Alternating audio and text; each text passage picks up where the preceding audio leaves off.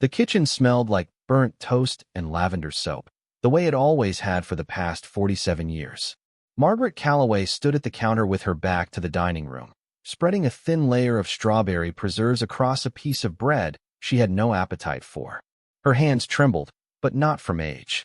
At 81, Margaret still had the steady grip of a woman who had spent decades tending a garden, mending fences, and raising 2 children largely on her own while her husband built a contracting empire that bore his name and never hers.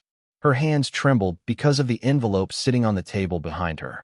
She didn't need to open it. She already knew what it said. She had heard the words 3 days ago in a courtroom in downtown Asheville, North Carolina, spoken by a judge who couldn't quite meet her eyes. The house she was standing in, the house where she had raised her children, buried her husband's dog in the backyard, and nursed Harold Calloway through 3 years of cancer before he finally stopped breathing in the bedroom upstairs, was no longer hers. Harold had died 14 months ago. The official cause was pancreatic cancer, but Margaret always believed it was stubbornness that killed him. He refused treatment until it was too late, refused to update his will until he couldn't hold a pen, and refused to tell Margaret the truth about anything, including the fact that he had quietly transferred the deed of the house into a family trust controlled not by her, but by his son from his first marriage, Dennis Calloway. Dennis was 56 years old, thick around the middle, loud in every room he entered, and possessed of the singular talent of making Margaret feel like a guest in her own life. He had never accepted her. From the day Harold married Margaret, Dennis had treated her with a cool, practiced politeness that barely concealed the contempt underneath. He called her ma'am instead of mom. He visited on holidays, but never stayed past dessert. And when Harold was dying, Dennis had shown up not with flowers or comfort, but with a lawyer. The trust had been Harold's idea, Dennis claimed, a way to protect the family assets. Margaret had signed the papers without reading them, because Harold had asked her to, and because after 47 years of marriage, she still believed that the man she loved would never leave her without a roof over her head. She was wrong. 3 weeks after the funeral, Dennis filed a petition with the county court to dissolve the trust and sell the Asheville property. The house was appraised at $640,000. Dennis wanted his share. His wife, Charlene, a woman who wore her ambition like perfume, had already been seen touring luxury condominiums in Charlotte. Margaret's own daughter, Patricia, lived in Portland and had called exactly once since the funeral, a brief, distracted conversation that ended with Patricia saying she was sure Dennis would do the right thing. He did not do the right thing. The judge ruled in Dennis's favor. The trust language was clear. Dennis was the sole trustee, and the trust's primary directive was to maximize the value of the estate for the benefit of all named beneficiaries. Margaret was a beneficiary, but so was Dennis, and Dennis wanted to sell. Margaret's attorney, a kind but overmatched young woman from a legal aid clinic, argued that Margaret had a life estate interest, that she had lived in the home for nearly 5 decades, that she had nowhere else to go. The judge listened, nodded sympathetically, and ruled that the trust language superseded any implied life estate. Margaret had 30 days to vacate. That was 27 days ago. She had spent the first week in a fog, moving through the house like a ghost, touching the walls, the door frames, the place on the staircase banister where the wood was worn smooth from decades of her hands sliding along it every morning. She packed her clothes into boxes she got from the liquor store on Marymount Avenue. She wrapped her dishes in newspaper. She sat in Harold's old recliner and stared at the ceiling and tried to remember a time when she had felt this completely erased. On the 14th day, Dennis called, not to check on her, to inform her that the new owners wanted to do a walkthrough before closing, and could she please make sure the house was presentable. Charlene got on the phone to add that they would appreciate it if Margaret removed the old photographs from the hallway. Apparently, family photos made staged homes feel cluttered. Margaret hung up and sat very still for a long time. She had $1,100 in her savings account, a Social Security check that arrived on the first of every month for $1,412, and a 2009 Honda Civic with 163,000 miles on it. Patricia had not offered her a room. Dennis had not offered her a room. The women from her church quilting group had brought casseroles and sympathy, but no solutions. On the 20th day, Margaret did something she had not done in years. She drove to the storage unit on the south side of town, the one she paid $42 a month for, the one that held the last remnants of her father's life. Raymond Jennings had died in 1974 when Margaret was 29 years old. He had been a quiet, private man who worked as a machinist at a tool and die shop in Knoxville and spent his weekends tinkering with radios and reading books about geology. After her mother passed in 1961, Raymond had become something of a hermit, retreating further into his workshop and his silence. Margaret loved him fiercely but understood him only partially. There were rooms in her father's mind she was never invited into. When Raymond died of a heart attack at 61, Margaret inherited two things of significance.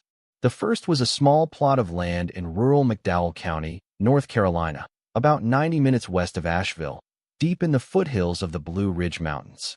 The property was 5 acres of overgrown meadow and dense hardwood forest, accessible only by a narrow gravel road that turned to mud every spring.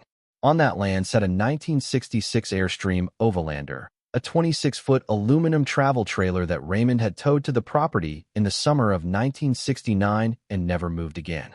The second thing Margaret inherited was strict instructions, written in Raymond's careful block letters on a sheet of lined paper found in his nightstand drawer, that the Airstream was never to be opened, never to be sold, and never to be disturbed.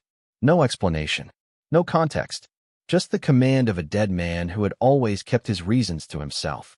Margaret had honored that request for 55 years. She paid the property taxes on the McDowell County land every year, a modest sum that never exceeded $300. She paid the storage unit fee to keep Raymond's remaining tools and personal effects. She never visited the land. She never questioned the instruction. It was her father's wish, and Margaret was a woman who kept her word. But now, sitting in the storage unit surrounded by her father's old wrenches and cigar boxes and a faded army jacket from the Korean War, Margaret realized something that hit her with the force of a physical blow. She had nowhere to go, no house, no family willing to take her in, $1,100, and a car that might not survive another winter. And out there in McDowell County, on 5 acres of forgotten land, sat a 26-foot aluminum shell that at least had 4 walls and a roof. She was going to break her promise. It took Margaret 3 days to prepare. She loaded the Civic with what she could fit: 2 suitcases of clothes, a box of kitchen essentials, her quilting basket, a framed photograph of Raymond standing next to the Airstream in 1969, and a small ceramic planter that held the last living cutting from her mother's rosebush. She left the rest for Dennis to deal with, or, more likely, for Charlene to throw away. On the morning of her 28th day, 3 days before the legal deadline, Margaret drove away from the house on Chestnut Street without looking back. She took Interstate 40, west toward the mountains, and then turned south onto a series of increasingly narrow roads that wound through valleys and hollows where the light came through the trees in long, golden columns. The GPS on her phone lost signal after the second turn. She navigated from memory, surprised at how much she remembered: the leaning fence post at the fork, the creek that crossed under the road at the low point, the mailbox that had belonged to the Harpers, now rusted through and hanging by a single bolt. The gravel road to her father's property was barely a road at all. 55 years of neglect had turned it into a narrow channel between walls of rhododendron and mountain laurel. Branches scraped against the sides of the Civic like fingers trying to hold her back. The car bottomed out twice on exposed roots. Margaret gripped the steering wheel and kept going. When she finally emerged into the clearing, she stopped the car and sat for a full minute, just breathing. The meadow was unrecognizable. What had once been an open, grassy field was now a sea of waist-high goldenrod and wild aster, broken by young tulip poplars and red maples that had taken root decades ago and now stood 20 feet tall.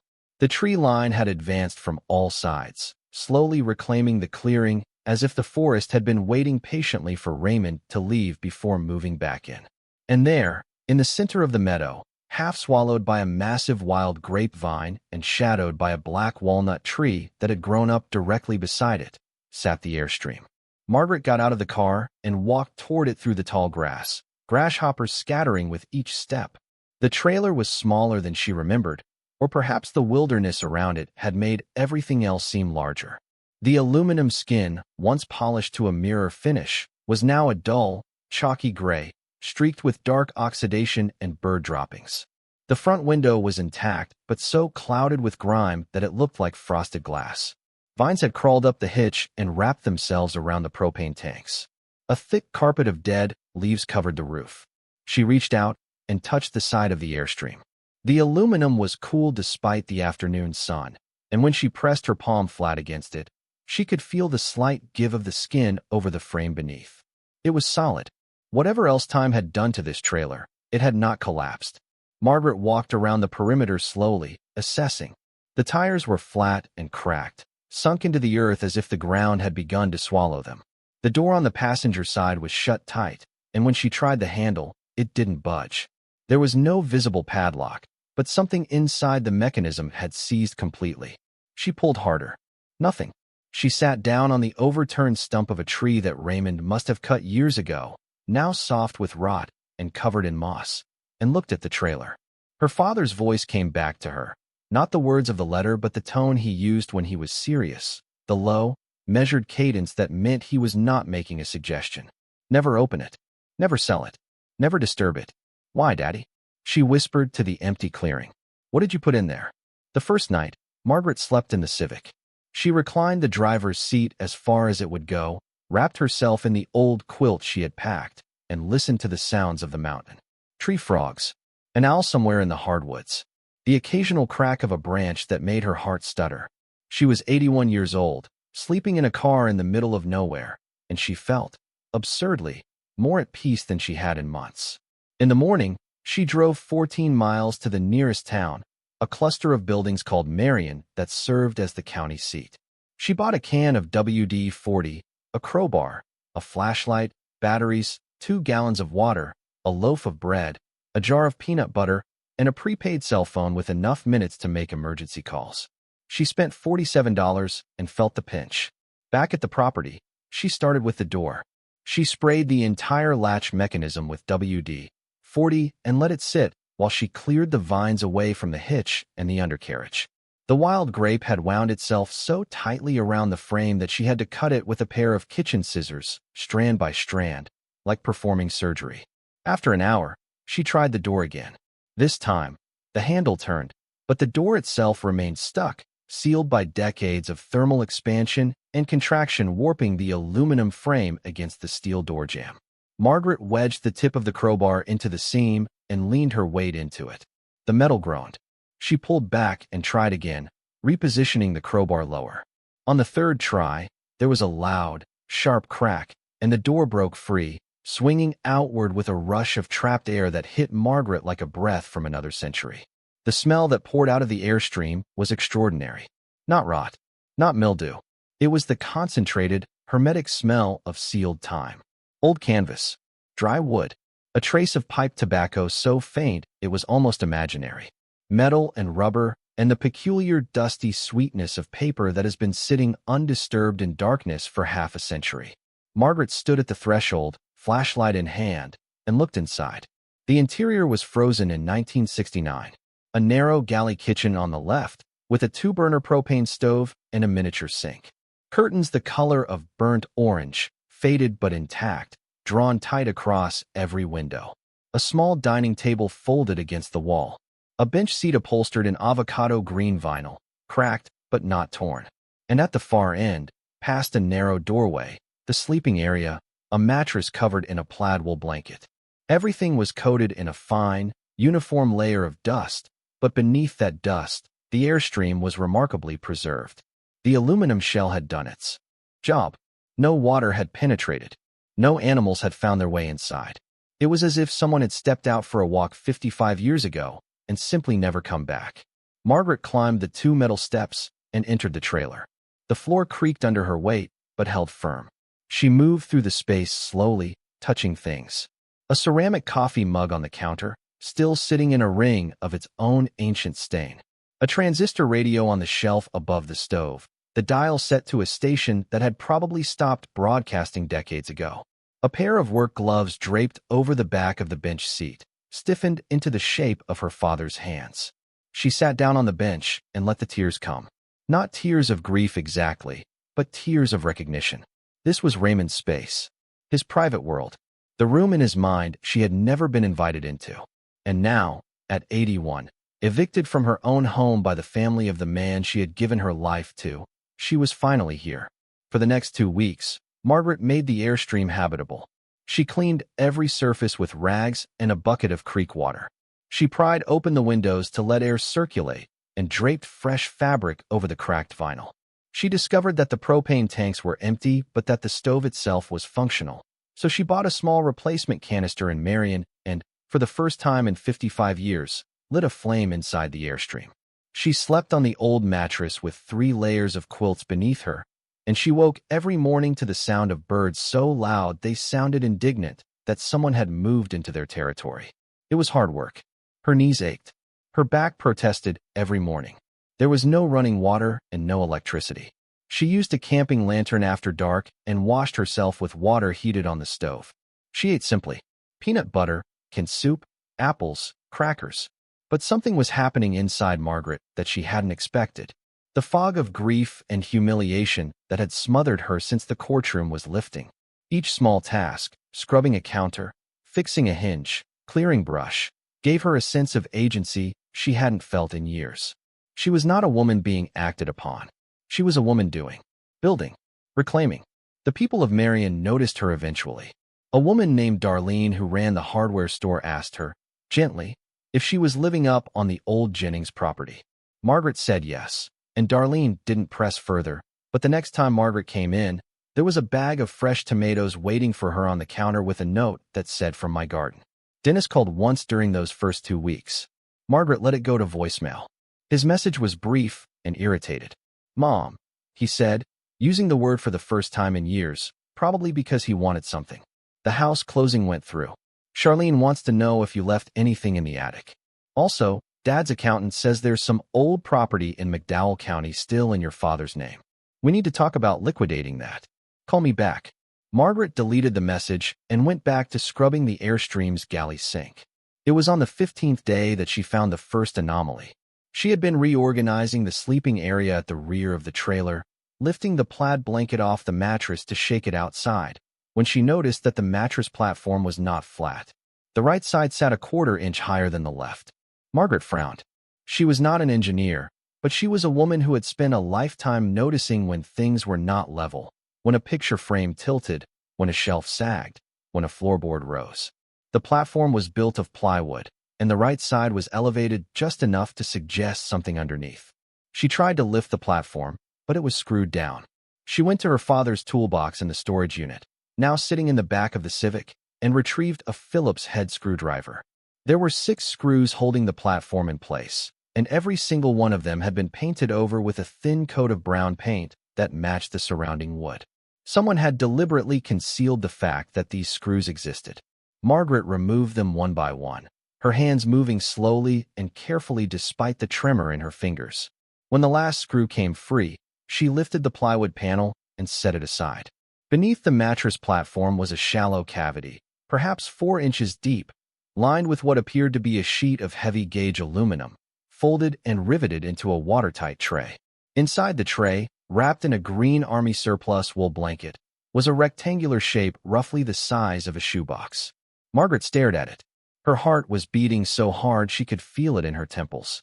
She reached down, gripped the edge of the wool blanket, and carefully lifted the bundle out of the tray. It was heavy, perhaps 15 pounds. She set it on the narrow bed and began to unwrap it. Inside the blanket was a military ammunition box, olive drab, with a rubber gasket seal and a heavy steel latch. Stenciled on the lid in faded white paint were the words "Property of R. Jennings. Do not open." Margaret sat on the edge of the bed, the ammunition box on her lap, and listened to the wind moving through the trees outside. Her father's voice again, the letter, the command. Never open it. But Raymond Jennings was dead, and Margaret Calloway had nothing left to lose. She flipped the latch and opened the box. The rubber gasket released with a soft hiss, as if the box had been holding its breath for 55 years. The smell that rose from inside was different from the rest of the Airstream. Sharper, mineral, the scent of metal and old leather and something faintly chemical, like the residue of a darkroom or a preservation solution. Margaret tilted the box toward the light coming through the Airstream's narrow window. The interior was lined with a thick layer of oilcloth, dark green and waxy, folded neatly around the contents like a surgeon wrapping instruments. She peeled back the oilcloth with fingers that shook so badly she had to pause twice, pressing her hands flat against her thighs to steady them. The first thing she saw was a letter. It was written on a sheet of heavy, cream-colored stationery, folded into thirds and sealed with a circle of red wax that had cracked but not broken. On the outside, in Raymond Jennings's unmistakable block print, were 3 words. For Margaret only. She set the letter aside. She would read it, but not yet. Something in her needed to see what else the box held before she could hear her father's voice explaining it. Beneath the letter was a small drawstring pouch made of chamois leather, the kind her father used to keep his precision measuring tools in. It was surprisingly heavy for its size. Margaret loosened the drawstring and tilted the pouch over her open palm. What fell out stopped her heart. 3 stones tumbled into her hand. They were not pebbles. They were not glass. Even in the dim, dusty light of the Airstream, they caught and refracted the thin beam from the window with an intensity that made Margaret flinch. 2 of them were clear, brilliant, and multifaceted, cut with a precision that even her untrained eye recognized as extraordinary. The third was different. It was larger than the other 2, roughly the size of a marble, and it was red. Not the dull red of a garnet or the brownish red of a common stone. This was a deep, saturated, arterial red, the color of a cardinal's wing in direct sunlight. It seemed to glow from within, as if it had its own internal furnace. Margaret held the stones up to the light, one at a time, turning them slowly. She didn't know what they were. She suspected what they were. But the idea was so enormous, so incompatible with everything she knew about her quiet, modest, machinist father, that her mind simply refused to process it. She set the stones down on the plaid blanket, each one resting in a fold of wool like an egg in a nest, and reached back into the ammunition box. Beneath the chamois pouch was a second layer of oilcloth, and beneath that, a thick leather journal, its cover darkened with age and handling. The pages were dense with Raymond's handwriting, not the careful block print of the letter and the ammunition box label, but a smaller, more hurried script, as if these words had been written under pressure, in private, by a man who was afraid of being caught. Margaret opened the journal to the first page. The date at the top read June 14th, 1952. She turned to the last entry. November 3rd, 1969. The year the Airstream was sealed. She did not read the journal yet. She placed it beside the letter and reached into the box one final time. At the very bottom, wrapped in a separate piece of oilcloth and secured with a leather strap, was a flat metal tin, the kind that once held watercolor paints or fine cigars. Margaret unstrapped it and pried the lid open with her thumbnail. Inside the tin, arranged in neat rows on a cushion of cotton batting, were 7 more stones. For were clear, like the first 2. 2 were a deep, vivid blue, the color of a summer sky just before dusk, and 1, nestled in the center of the arrangement, was green. Not emerald green, but a cooler, more electric shade, like the color of light passing through a glass bottle filled with seawater. Margaret counted. 10 stones in total. 3 from the chamois pouch and 7 from the tin. She lined them up on the blanket, her hands moving with the careful deliberation of a woman who understood, even without confirmation, that she was handling something that could change the trajectory of her remaining years. She picked up the letter and broke the wax seal. My dear Margaret, the letter began. If you are reading this, then I am gone, and something has happened in your life that forced you to break your promise to me. I am sorry for that. I am sorry for asking you to carry a burden without giving you the reason. But I had to be certain. I had to know that you would not open this box out of curiosity or greed, but only out of necessity. Only when you truly needed what is inside. Margaret's eyes blurred. She wiped them with the back of her hand and kept reading. I need to tell you something I never told anyone. Not your mother, not your Uncle Paul, not a single soul on this earth. Before I was Raymond Jennings of Knoxville, Tennessee, I was Raymond Jansen of Idar-Oberstein, Germany. I came to this country in 1947 under a displaced person's visa. I changed my name at Ellis Island, the way many men did in those years. I buried my past because my past was dangerous, not because of what I had done, but because of what I had been given. Margaret lowered the letter. Her hands were no longer shaking. They were perfectly still, the way they got when something shocked her so deeply that her body simply stopped reacting and waited for her mind to catch up. Her father was German. He had never once spoken a word of German in her presence. He had never mentioned Europe, the war, or anything about his life before Knoxville. He was Raymond Jennings, born and raised in Tennessee. That was the story. That was the only story. She picked the letter back up. In Oberstein, my family had been gem cutters for 4 generations. We were not wealthy, but we were skilled, and during the war, that skill made us valuable to people who should never have had access to such things. I was conscripted at 16 to work in a facility where confiscated gemstones were recut and cataloged. I did not choose this work. I was given no choice. But I was there, and I saw what they did. And when the end came, when the Americans arrived and the men who ran the facility fled, they left behind what they could not carry. I took what I could. Not for greed, Margaret. For survival. For passage. For a new life in a country where no one would know what I had seen. The stones you are holding are my insurance policy. I carried them across the Atlantic in 1947, sewn into the lining of my coat. I have never sold one. I have never shown them to anyone. I have never had them appraised. I was afraid that the moment I revealed them, the past I had buried would rise up and swallow me whole. But you, Margaret, are my daughter. You are the only person I trust with this.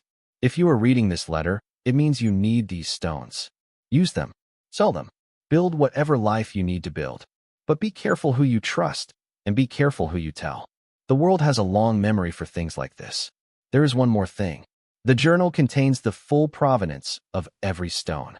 Where it came from, who owned it before the war, and the names of the men who took them. I kept these records because I believed that someday, someone should know the truth. If you choose to return the stones to their rightful families, I will understand. If you choose to keep them, I will understand that too. You have earned whatever peace they can buy you. I am proud of you, Margaret. I was always proud of you. I just never learned how to say it when I was alive. Your father, Raymond. Margaret sat in the Airstream for a very long time after she finished reading. The light shifted from afternoon to evening, the beam through the window traveling slowly across the floor until it climbed the opposite wall and disappeared. The stones glittered on the blanket. The journal sat heavy and patient beside her. And Margaret tried to reconcile the man she had known, the quiet machinist who ate tuna sandwiches for lunch every day and watched the evening news without commentary and died alone of a heart attack in his workshop, with the 16-year-old boy who had survived a war and carried a fortune across an ocean sewn into the lining of his coat. She slept that night with the ammunition box under the bed, the stones back inside their oilcloth wrapping, the letter folded against her chest. She dreamed of a town she had never seen, a town with cobblestone streets and the sound of grinding wheels cutting into crystal. In the morning, Margaret drove to Marion and used the computer at the public library. She typed, slowly, hunting and pecking with 2 fingers, searching for what she could about gemstones, about Oberstein, about displaced persons from the gem-cutting regions of post-war Germany. What she found made the hair on the back of her neck stand up. Oberstein was one of the most famous gem-cutting centers in the world. For centuries, the town had been the heart of European gemstone craftsmanship.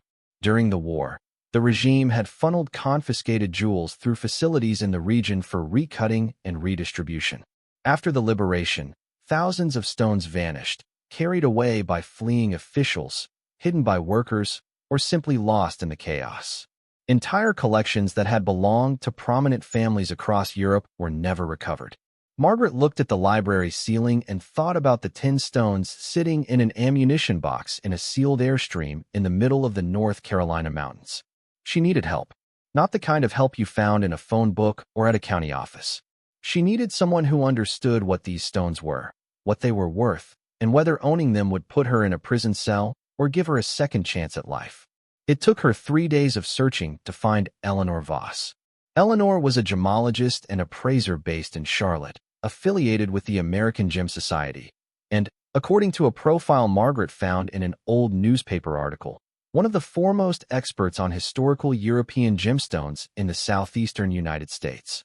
She was also 73 years old, semi-retired, and notoriously difficult to reach. Margaret called her office number 14 times before a receptionist finally put her through. Eleanor's voice was sharp, impatient, and deeply skeptical. Mrs. Calloway, people call me every week claiming they found a diamond in their grandmother's jewelry box. It is almost always cubic zirconia. I do not make house calls for cubic zirconia. These aren't from a jewelry box, Margaret said quietly. They're from an ammunition box hidden in a sealed Airstream trailer that hasn't been opened since 1969. And there's a journal that traces their provenance to a gem-cutting facility in Idar-Oberstein during the Second World War. The line went silent for so long that Margaret thought the call had dropped. I will be there Thursday, Eleanor said. Eleanor Voss arrived at the McDowell County property in a silver Mercedes sedan that looked profoundly out of place on the gravel road. She was a tall, angular woman with white hair cut close to her skull and reading glasses that hung from a gold chain around her neck. She carried a black leather case that contained, Margaret would later learn, over $40,000 worth of gemological testing equipment. Eleanor did not make small talk. She climbed into the Airstream, sat down at the narrow dining table, and asked Margaret to bring her the stones. Margaret laid them out on a piece of white felt that Eleanor produced from her case. The gemologist put on a pair of cotton gloves, lifted the first clear stone between her thumb and forefinger, and held it up to a portable LED light source. For the next 3 hours, Eleanor tested every stone. She used a refractometer to measure the way light bent through each crystal. She examined them under a dichroscope. She weighed them on a precision digital scale that measured to the hundredth of a carat. She examined each stone's inclusions under a 10-power loop and then again under a portable microscope that she assembled on the Airstream's kitchen counter. Margaret sat on the bench seat and watched in silence. She had made a pot of coffee on the propane stove, and Eleanor drank 3 cups without looking up from her work. When Eleanor finally set down her instruments and removed her gloves, her hands were trembling. Not with age, with something else. She looked at Margaret with an expression that Margaret would later describe as the face of a woman who has just seen a ghost and is trying to decide whether to scream or pray. "Mrs. Calloway," Eleanor said, and her voice had changed completely. The sharpness was gone. In its place was something raw and unsteady. "Do you understand what you have here?" Margaret shook her head. "The 6 clear stones are diamonds. They are not cubic zirconia. They are not laboratory-grown. They are natural, earth-mined diamonds of exceptional quality. 5 of them are D-color, internally flawless, old European cut, consistent with stones cut in the Idar-Oberstein style of the mid-20th century. The 6th is an E-color, VVS1, and is the largest of the group at approximately 4.7 carats. Eleanor paused, removed her glasses, and pressed her fingers against her eyelids. The 2 blue stones are Ceylon sapphires, unheated, of a quality that I have only seen twice in my career, both times in museum collections. They are approximately 6 carats each. The green stone is a Colombian emerald, and I want to be very careful with my words here, Mrs. Calloway, because I have been appraising gemstones for 44 years, and I do not say things like this lightly.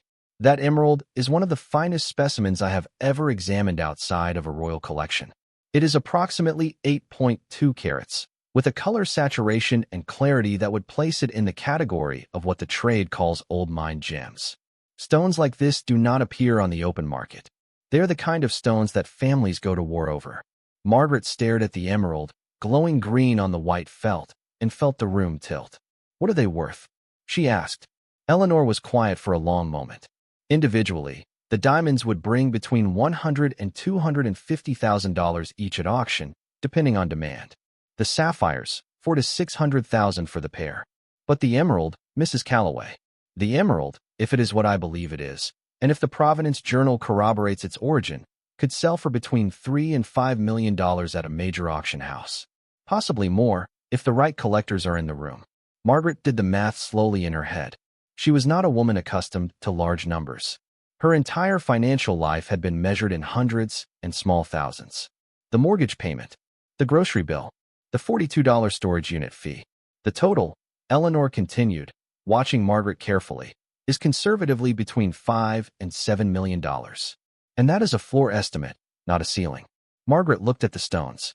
She looked at the Airstream around her, the cracked vinyl, the burnt orange curtains, the propane stove where she heated water to wash her face every morning.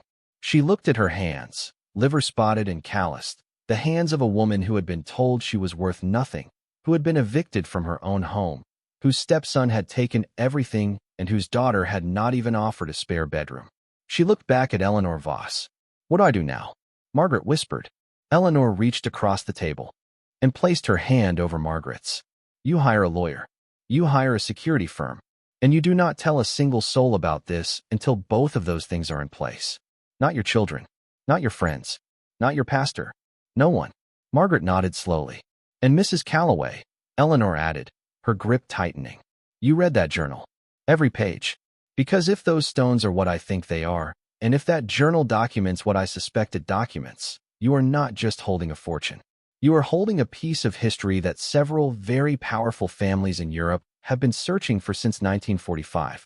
Margaret looked at the journal sitting on the bed, its leather cover dark and patient, and felt the weight of her father's secret settle onto her shoulders like a second coat.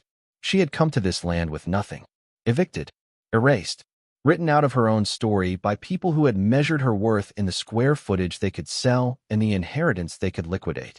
And now, in a rusted Airstream trailer that nobody had touched since 1969, on 5 acres of land that Dennis Calloway had described to his accountant as worthless scrub that isn't even worth the back taxes, Margaret was sitting across from a woman who had just told her she was holding $7 million in gemstones in her lap. She thought about Dennis's voicemail.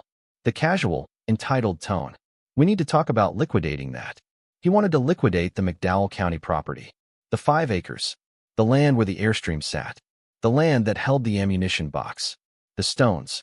The journal. The entire hidden legacy of a father she was only now beginning to understand. If Dennis had his way, the property would have been sold to a developer for $15,000 or $20,000. The Airstream would have been hauled to a scrapyard. And the ammunition box and everything inside it would have been crushed, melted, and lost forever. Margaret picked up her prepaid cell phone and dialed Eleanor's office number, even though Eleanor was sitting right across from her. I need the name of that lawyer, Margaret said, and I need it today. 3 weeks passed. Margaret settled into a rhythm that would have been unrecognizable to the woman who had once hosted dinner parties in a 4-bedroom colonial on Chestnut Street.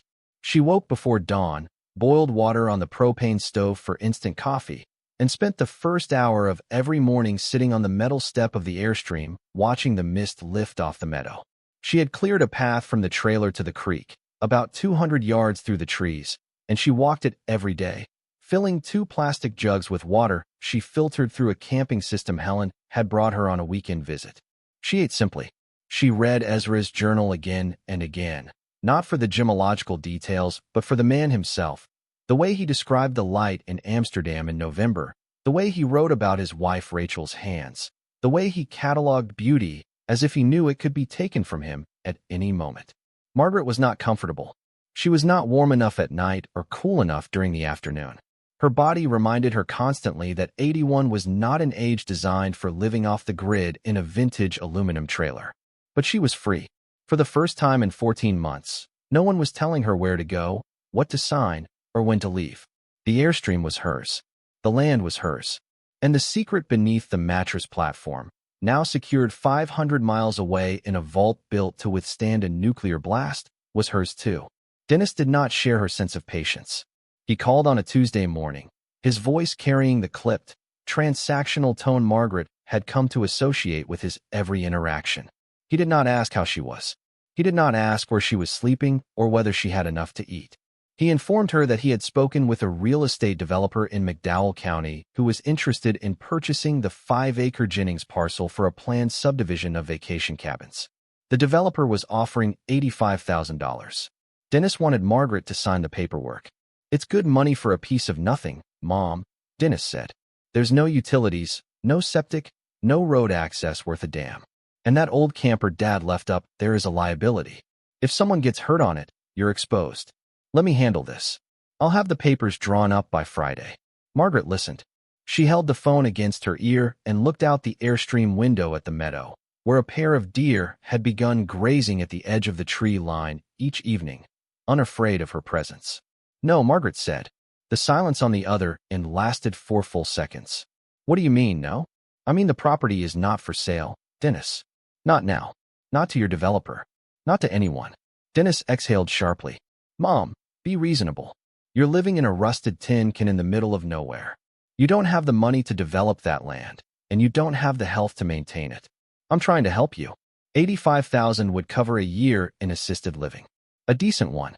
Charlene found a place near Charlotte that has a garden and a quilting room. Margaret closed her eyes. There it was. The assisted living pitch. The gentle, reasonable suggestion that what Margaret really needed was to be placed somewhere manageable, somewhere quiet, somewhere out of the way while Dennis and Charlene continued to build their life on the foundation of everything they had taken from her. I appreciate your concern, Margaret said, her voice steady. But I am staying on this land. And I am asking you, clearly and for the record, to stop contacting me about selling it. She hung up before he could respond. The call was not the end of it. 3 days later, Margaret received a letter from an attorney in Asheville, not the legal aid lawyer who had represented her in the house dispute, but a corporate firm she had never heard of. The letter stated that Dennis Calloway, in his capacity as administrator of the Harold Calloway estate, was requesting a full accounting of all assets held by Margaret Calloway, including any real property, personal property, and inherited items of value, to ensure compliance with the estate settlement process. The letter gave her 14 days to respond. Margaret drove to Marion and used the library computer to email a scanned copy of the letter to Victor Castellano in Washington. Castellano called her within the hour. "This is a fishing expedition," Castellano said. "Dennis has no legal authority over your father's property. The McDowell County parcel was never part of the Calloway estate. It was inherited by you from Raymond Jennings in 1974, 23 years before you married Harold. It is entirely separate property under North Carolina law. Dennis is hoping you won't know that, or that you'll be too tired to fight." "I am tired," Margaret admitted. "But I am not confused." "Good," Castellano said. "I am going to respond to this letter on your behalf. And Margaret, I think it is time we had a larger conversation about how you want this story to end." Margaret thought about that phrase for a long time after the call. How she wanted the story to end. For most of her life, she had not been the author of her own story. She had been a supporting character in Harold's narrative, in Dennis's narrative, in everyone's narrative but her own. Even her father had written her role for her, sealing the Airstream and trusting that she would obey without understanding. But now she held the pen, and she was beginning to understand what she wanted to write. Over the next month, Castellano executed a series of legal and financial moves with the quiet precision of a man who had spent decades unwinding situations far more complicated than this one. He filed a formal response to Dennis's attorney that shut down the asset inquiry with a 4-page brief citing North Carolina's separate property statutes and a pointed reminder that any further harassment of his client would result in a countersuit for elder financial abuse. Dennis's attorney did not respond. Castellano then engaged Christie's auction house in New York for a confidential pre-sale consultation on the Wallenstein Ruby collection. The consultation was conducted under a non-disclosure agreement, with the stones transported from the Smithsonian Vault to Christie's secure appraisal facility on East 49th Street under armed escort. The lead appraiser, a woman named Ingrid Dahlberg who had spent 20 years evaluating the world's most significant colored gemstone collections, examined the 12 Mogok rubies over the course of 2 days. Her report, delivered to Castellano in a sealed document, valued the collection at $51.3 million. The provenance documentation, Ezra Wallenstein's journal in particular, added an incalculable premium. Christie's recommended marketing the collection not as individual lots, but as a single historical ensemble, citing comparable sales of wartime recovery collections that had achieved prices far exceeding the sum of their individual components. Margaret did not want to sell all 12 stones. She discussed it with Helen and Castellano during a meeting at Helen's apartment in Asheville, the three of them sitting around Helen's kitchen table while rain streaked the windows. "Ezra spent 30 years building this collection," Margaret said. "He described each stone like it was alive. I cannot scatter them to 12 different buyers who will lock them in safes and never think about the man who loved them. I want the collection to stay together, and I want it to carry his name." Castellano nodded. "There are options," he said. "A museum endowment, a dedicated exhibition, an educational foundation. We can structure a partial sale, perhaps 3 or 4 stones to fund the trust and provide for your living expenses, with the remaining 8 donated to a permanent public collection in Ezra's name." Margaret agreed. Castellano contacted the United States Holocaust Memorial Museum in Washington, which expressed immediate and profound interest in receiving the Wallenstein rubies as a centerpiece of their permanent collection on wartime cultural property. The museum's curatorial director called it one of the most significant individual donations in the institution's history. 3 of the 12 rubies were consigned to Christie's for auction. The sale was scheduled for the fall. Margaret signed the papers in Castellano's office and then asked him to drive her to the museum, where she stood in front of the display case that would eventually hold Ezra's stones and read the placard that had been drafted for the exhibition. The Wallenstein Collection. 12 Burmese rubies collected over 3 decades by Ezra Wallenstein, master jeweler of Amsterdam. Seized in 1943. Recovered and preserved by Sergeant Raymond Jennings. Donated by his daughter, Margaret Calloway. Margaret pressed her fingertips against the glass and whispered something that only she and Ezra could hear. The Christie's auction took place on a Thursday evening in November, almost exactly 1 year after Margaret had been served the eviction papers in Asheville. The 3 rubies, marketed as the Wallenstein Trio, attracted international attention. The pre-sale estimate was $14 to $18 million. Bidding opened at $8 million and climbed in rapid, merciless increments as representatives from private collectors, museum acquisition funds, and sovereign wealth portfolios competed for the stones. The hammer fell at $23.7 million.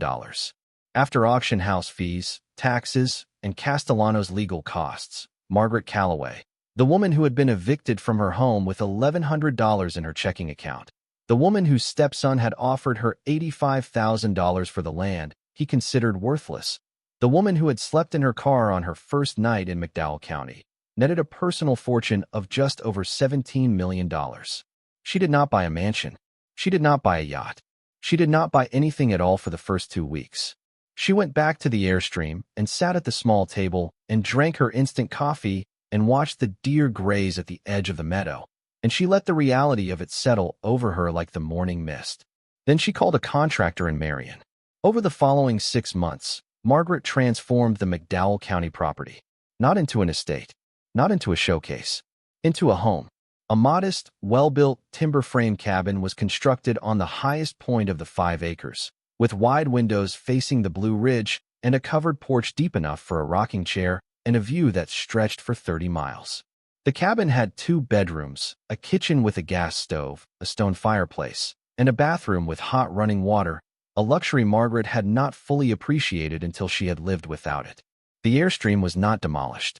Margaret had it professionally restored by a specialist in Marion who spent 3 months stripping the oxidation, resealing the rivets, polishing the aluminum back to its original mirror finish, and refurbishing the interior with period-accurate materials. When it was finished, it gleamed in the meadow like a silver bullet, exactly as it must have looked the day Raymond towed it onto the property in the summer of 1969. Margaret kept it as a guest house, and as a monument, the door permanently unlocked. She established the Wallenstein Jennings Foundation with an endowment of $4 million. The foundation funded scholarships for children of displaced families and sponsored an annual lecture series at the Holocaust Memorial Museum on the preservation of cultural property during conflict. Helen Park was named the foundation's first academic director. Margaret hired a local woman named Ruth and to help with the property twice a week, and she adopted a dog from the McDowell County shelter, a calm, graying beagle mix named Copper who followed her everywhere and slept at the foot of her bed. She joined the quilting circle at the Methodist Church in Marion. She planted a garden. She lived. The karma, when it arrived, came not with a dramatic confrontation or a public humiliation. It came with a newspaper. The Asheville Citizen-Times ran a feature story on the Wallenstein collection donation, prompted by the museum's announcement of the upcoming exhibition. The article included Margaret's name, her connection to Sergeant Raymond Jennings, the discovery of the rubies in the sealed Airstream, and the $23.7 million auction result. It ran on the front page of the Sunday edition, below the fold, with a photograph of Margaret standing beside the restored Airstream, her hand resting on the polished aluminum, Copper sitting at her feet. Dennis Calloway read the article at his kitchen table in Charlotte at 7:15 in the morning. Charlene read it over his shoulder. Neither of them spoke for a long time. The property Dennis had tried to buy from Margaret for $85,000 had contained a fortune worth over $50 million. The rusted tin can he had dismissed as a liability was now a polished landmark featured in a National Museum's press materials. The woman he had evicted from her own home, The woman he had tried to put in assisted living. The woman he had offered a quilting room as a consolation prize for losing everything, was now one of the most celebrated private donors in the country.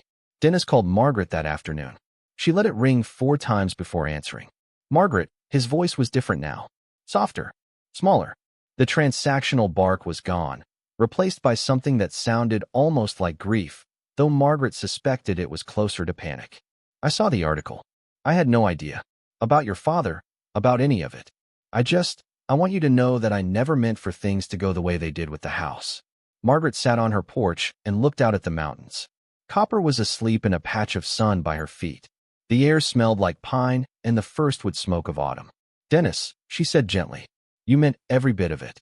You and Charlene took my home because you could, and because you believed I had nothing left worth protecting. You weren't cruel out of malice. You were cruel out of certainty. You were certain that I was finished, that my life was small, and that whatever my father left behind in McDowell County was as worthless as you believed I was. The silence on the line was total. I don't say this to punish you, Margaret continued. I say it because I need you to hear it. The most valuable thing on that property was not the rubies. It was the fact that my father trusted me enough to leave them. He sealed that Airstream because he knew that someday, when everything else had been taken from me, I would be the one to open it. Not because I was desperate, but because I was faithful. You could have had the whole world, Dennis, and you still would have walked right past that trailer without a second glance. That is not a failure of luck. That is a failure of sight. Dennis began to say something, but Margaret spoke over him, not loudly, not angrily, but with the quiet authority of a woman who had finally stopped waiting for permission to take up space. I wish you well, she said. I genuinely do. But I will not be signing any more papers. I will not be taking any more calls about liquidation or assisted living or what Charlene thinks is best. My life is my own now, Dennis. It always should have been. She hung up and set the phone on the arm of the rocking chair. Copper lifted his head, looked at her, and put his head back down. The mountains were turning amber and rust in the late afternoon light, and the Airstream caught the sun and threw it back like a signal, bright and undeniable, visible from the road, from the meadow, from anywhere you cared to look. Margaret rocked slowly and thought about doors. The door of the house on Chestnut Street closed behind her for the last time. The door of the courtroom, where a judge had decided her life was worth less than a real estate transaction. The door of the Airstream, sealed for 55 years by a man who believed that some things should be protected from a world that did not deserve them. And the door of the cabin behind her, wide open, warm lights spilling out onto the porch, waiting for her whenever she was ready to go inside. She thought about Ezra Wollenstein, a man she had never met but now knew as intimately as anyone alive. She thought about his hands, the hands of a jeweler, selecting each ruby with the patience and reverence of someone who understood that the most valuable things in life are not the ones that shine the brightest, but the ones that endure. She thought about her father, Raymond, a quiet man who made a choice in a salt mine in 1945 and spent the rest of his life trying to make it right. He never could, not entirely, but he had done the one thing that mattered. He had kept the stones safe until someone worthy could carry them forward. And he had chosen Margaret, not because she was rich, not because she was powerful, not because she had the sharpest lawyers or the loudest voice. He chose her because she was the kind of person who would honor a dead man's journal and weep for a family she never knew. Because she was the kind of person who would sleep in a car and scrub a 55-year-old sink and eat peanut butter for dinner rather than surrender the only thing she had left, her dignity. Margaret looked at the Airstream one last time as the sun dipped behind the ridge. Tomorrow, she would drive to Washington for the opening of the Wollenstein exhibition. She would stand in a room full of historians and diplomats and museum directors, and she would tell them about Ezra. Not about the money, not about the auction, about the man. About the bird-shaped inclusion in the 7th ruby that he called its most beautiful feature. About the sunset over the Amstel. About the wife named Rachel and the 2 sons who never came home. She would tell them that some doors are sealed not to hide what is inside, but to protect it, and that the only people who ever find what is worth finding are the ones patient enough, faithful enough, and brave enough to turn the key when the rest of the world has already walked away. Margaret stood up from the rocking chair. Copper rose with her, his tail wagging slowly. She opened the cabin door and stepped inside, into the warmth, into the light, into the life she had built from nothing on a piece of land everyone else had dismissed. The door stayed open behind her. It always would. The Wallenstein exhibition opened on a cold Wednesday morning in early December. Margaret arrived at the Holocaust Memorial Museum 2 hours before the doors opened to the public, wearing a navy blue dress she had bought in Marion from a shop that smelled like cedar and had only 3 dresses on the entire rack. Helen had offered to take her shopping in Asheville for something more appropriate, but Margaret had declined. She was not going to Washington to impress anyone. She was going to keep a promise. The exhibition occupied a single, carefully lit room on the museum's 3rd floor. The walls were painted a deep charcoal gray, and the lighting had been designed to draw the eye inward, toward the 9 rubies displayed in a curved glass case at the center of the room. Each stone sat on a small pedestal of black velvet, illuminated by a fiber-optic beam calibrated to show the natural fluorescence of the Mogok crystals without generating heat. The effect was extraordinary. The rubies seemed to glow from within, as if each one contained a small, living flame that had been burning quietly for 80 years, waiting for someone to notice. Along the walls, in frames of brushed steel, were enlarged pages from Ezra Wallenstein's journal, translated into English and annotated by Helen Park. The handwriting itself was also displayed, the original pages behind conservation glass, so that visitors could see the slope of Ezra's script, the places where his pen had pressed harder with emotion, the small ink blots where he had paused to think. Beside each journal entry was a photograph, not of the rubies, but of Ezra's life. His shop on the Keizersgracht Canal in Amsterdam. A portrait of Rachel, dark-haired and serious, standing in a doorway with a child on each hip.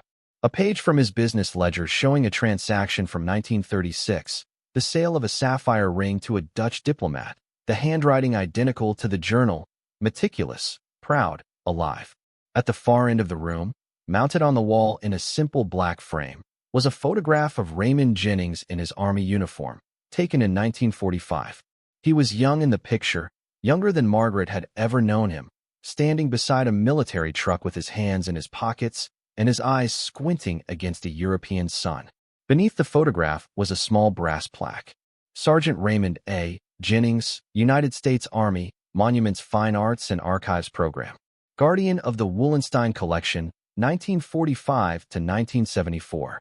Margaret stood in front of that photograph for a long time. She had never seen her father as a young man. By the time her memories began, Raymond was already middle-aged, already quiet, already sealed behind whatever the war had built inside him. But looking at this photograph, at the lean, serious face of a 22-year-old soldier standing in the rubble of a continent, she understood something she had never grasped before. Her father's silence had not been emptiness. It had been weight. He had been carrying Ezra's stones and Ezra's story for 29 years before Margaret was even born, and he had carried them alone because he believed that was the only way to keep them safe. She reached up and touched the glass over his face, the way she had touched the display case earlier, the way she had touched the side of the Airstream on her first day back in McDowell County. The gesture of a woman who communicated through her hands because words had never been enough. The museum's director, a woman named Dr. Sarah Feldman, introduced Margaret to the assembled guests at the private reception that preceded the public opening. The room held perhaps 60 people, curators, historians, diplomats from the Dutch and Israeli embassies, journalists from the Washington Post and the New York Times, and a small delegation from the Gemological Institute of America who had traveled from Carlsbad, California, specifically to see the Mogok rubies in person. Margaret had not prepared a speech. Castellano had offered to draft remarks for her, and Helen had suggested bullet points, but Margaret had refused both. She stood at the podium, adjusted the microphone, and looked out at the room full of people who had come to see what a dead jeweler from Amsterdam and a quiet machinist from Knoxville had left behind. "I am not a public speaker," Margaret began, her voice clear but unhurried. "I am a woman who quilts in gardens and recently learned how to light a propane stove without burning her eyebrows. I am here because my father asked me to do something he could not do himself, and because a man I never met trusted his most precious possessions to a stranger in a salt mine 80 years ago." She paused. The room was completely still. "I did not find these rubies because I was looking for them. I found them because I had nowhere else to go. I was evicted from my home at 81 years old. and the only place left for me was a trailer on a piece of land that everyone in my life considered worthless. My stepson wanted to sell it for vacation cabins. My daughter had not called in months. The world had decided I was finished, and to be honest, there were mornings when I believed them. But my father did not believe that. He sealed that Airstream 55 years ago and trusted that someday I would be the one to open it. Not because I was smart or brave or special, but because he knew I was faithful. He knew I would not sell what I did not understand. He knew I would not throw away what looked broken just because I could not see its value. Margaret looked down at her hands on the podium. Ezra Wollenstein spent 30 years collecting these 12 stones. He described one of them, the seventh ruby, as having a tiny inclusion shaped like a bird in flight. He said it was the stone's most beautiful feature. I have thought about that every day since I read his journal. A flaw that becomes the most beautiful thing about you. I think Ezra understood something that most people spend their whole lives missing. The cracks are not what diminish us. The cracks are what make us worth looking at. She stepped back from the podium. The applause that followed was not the polite, performative clapping of a formal event. It was the sound of 60 people who had been holding their breath. The article in the Washington Post ran the following Sunday. It was not a short piece. The reporter had interviewed Margaret, Helen, Castellano, Dr. Atchison, and the museum's curatorial team. The story covered Raymond's wartime service, Ezra's journal, the discovery in the Airstream, and the auction of the 3 rubies. It also covered Margaret's eviction, the loss of her home, and the legal battle with Dennis Calloway. The reporter had done her homework. She had pulled the court records from Buncombe County and documented the trust structure that Harold had created, the one that gave Dennis sole authority over the house Margaret had lived in for 47 years. The article did not call Dennis a villain. It did not need to. The facts spoke with a clarity that no editorial language could improve. A man had used a legal mechanism to remove an 81-year-old woman from her home so he could sell it. That same man had then attempted to purchase the only remaining property she owned for a fraction of its value. And the woman he had displaced had gone on to make one of the most significant cultural donations in the museum's history. Patricia called the day the article was published. Margaret almost did not answer. Her daughter's number had not appeared on her phone in over 4 months, and the last conversation had been so brief and distracted that Margaret could not remember a single thing Patricia had said beyond the assurance that Dennis would do the right thing. "Mom," Patricia said. Her voice was thick. She had been crying. "Hello, sweetheart," Margaret said. She was sitting on the cabin porch with copper, a cup of real coffee in her hand, brewed from beans she now ground fresh every morning because she could. "I read the article. Mom, I am so sorry. I should have been there. I should have fought Dennis on the house. I should have called more. I should have done everything differently." Margaret listened. She did not interrupt. She let her daughter's words pour out the way water pours through a crack in a dam, messy and uncontrolled, and carrying debris from years of accumulated neglect. When Patricia finished, Margaret took a long breath. "Patricia, I love you. I have always loved you. But I need you to understand something. Your apology is not what I need. What I need is for you to be present. Not because I found something valuable in a trailer, but because I am your mother and I am 81 years old and I will not be here forever. If the only reason you are calling is because you read a newspaper article about money, then this conversation will be very short. But if you are calling because you finally understand that I am a person who deserved better than silence, then I would like you to come visit me. I have a guest room now, and the Airstream is beautiful. You should see it." Patricia was quiet for a long time. Then she said, in a small voice, "Can I come for Christmas?" Margaret smiled. "I will make up the bed," she said. Christmas came to McDowell County with a light dusting of snow that turned the meadow white and sat on the Airstream's polished roof like powdered sugar on a silver cake. Patricia arrived on Christmas Eve, driving a rental car up the gravel road with the cautious uncertainty of a woman entering territory she did not recognize. Margaret met her on the porch. They embraced for a long time, longer than they had embraced in years, and Margaret felt something shift between them. Not a resolution, not a forgiveness exactly, but a beginning. A door cracking open after a long time sealed. They spent 3 days together. They cooked meals in the cabin's kitchen. They walked the property. Patricia stood inside the restored Airstream and ran her hand along the polished aluminum walls and said, very quietly, "I can't believe you lived in here." Margaret corrected her gently. I didn't just live in here, she said. I came back to life in here. On the last evening, they sat by the fireplace and Margaret showed Patricia the photograph of Raymond in his army uniform, the same one now hanging in the museum. Patricia held it carefully, studying her grandfather's young face. I barely remember him, Patricia admitted. I remember he smelled like pipe tobacco, and he never talked much. He talked, Margaret said, just not with words. He spoke with what he built, with what he kept, with what he sealed away and trusted someone else to find. Patricia looked at her mother. You're talking about more than the rubies, aren't you? Margaret reached over and squeezed her daughter's hand. I'm talking about everything, she said. Every important thing I have ever learned was something I found after I thought there was nothing left. Your father's love, buried under years of silence. My own strength, buried under years of being told I didn't have any. And those 12 red stones, buried under a mattress in a trailer that the whole world told me was garbage. The sealed things, Patricia, the sealed things are always the ones worth opening. The fire crackled. Copper sighed in his sleep. Outside, the snow fell softly on the meadow, on the Airstream, on the 5 acres of land that Dennis Calloway had once called a piece of nothing, and that Margaret Calloway had turned into the most meaningful place she had ever known. In the morning, Patricia drove away, promising to return in the spring. Margaret stood on the porch and watched the rental car disappear down the gravel road, and then she turned and went inside to make her coffee. The cabin was warm. The mountains were white. The door of the Airstream stood open in the meadow, its aluminum skin catching the early light and sending it back into the world like a signal that some things, no matter how long they are sealed, no matter how forgotten or dismissed or abandoned, still hold enough fire to illuminate everything around them. Margaret Calloway sat at her kitchen table, 81 years old, and drank her coffee and watched the light and knew that she was home. Thank you so much for staying until the very end. Stories like this one remind us that the most important doors have not been opened yet. If this moved you, there are more stories waiting for you on your screen right now. And if you have not subscribed yet, now is the perfect time. I do not want you to miss what is coming. See you in the next story.